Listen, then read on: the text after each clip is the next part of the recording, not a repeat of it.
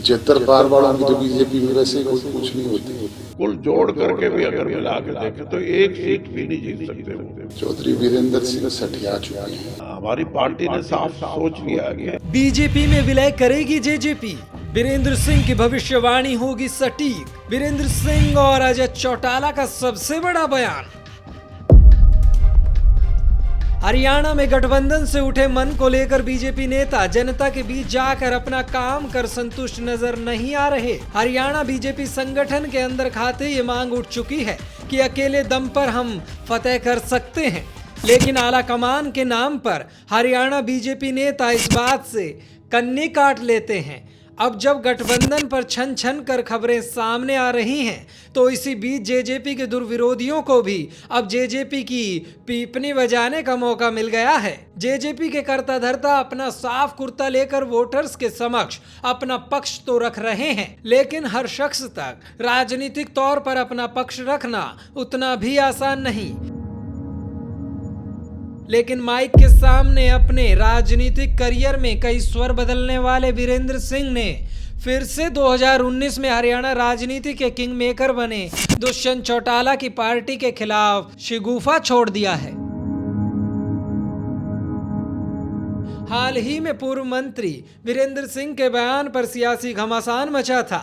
वीरेंद्र सिंह ने बीजेपी को सलाह दी थी कि उन्हें जजपा से गठबंधन का मन हटा लेना चाहिए।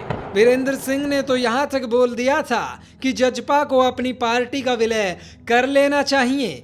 एक बार ये बयान सुनिए, उसके बाद आपको इसका दूसरा पहलू भी दिखाएंगे।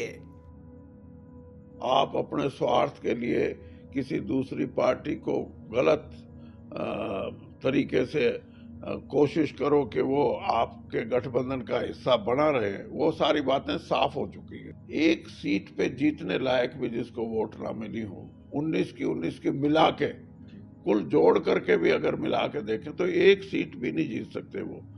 तो इस हालत में हरियाणा में हमारी पार्टी ने साफ सोच लिया कि इनके साथ रहने का नुकसान होगा, फायदा तो होने का सवाल ही नहीं।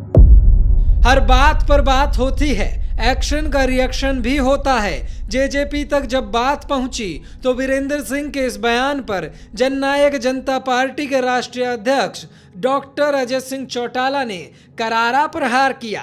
जेजेपी के बीजेपी में विलय करने और साथ छोड़ने के बयान पर अजय चौटाला ने कहा कि वीरेंद्र सिंह सठिया गए हैं, वे बीजेपी की मुख्य धारा से जुड़े नहीं हैं, इसलिए उनकी नसीहत कौन मानेगा।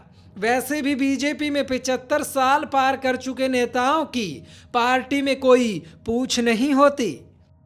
चौधरी वीरेंद्र सिंह सठिया चुके हैं, पहले भी कई मर्तबा में बता गया। अब बार बार उनकी बात को दोहराना का कोई अर्थ नहीं है। वो तो कुछ भी कहते हैं, कभी किसी के स्टेज पे चले जाते हैं, कभी कुछ बोलते हैं, कभी अपनी बात अपने मंच से अलग से कहते हैं।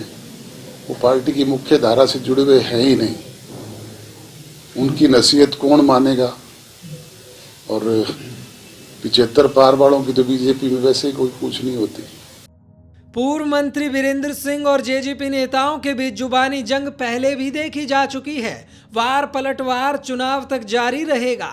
सियासत के इस खेल में कब कौन सा मोड़ आ जाए कहा नहीं जा सकता, लेकिन उससे पहले कुछ कहने में भला किसका क्या नुकसान। अब सब कुछ इतना भी नहीं है आसान। अब आप भी समझ गए होंगे कि क्यों हमारी राजनीति नहीं है महान।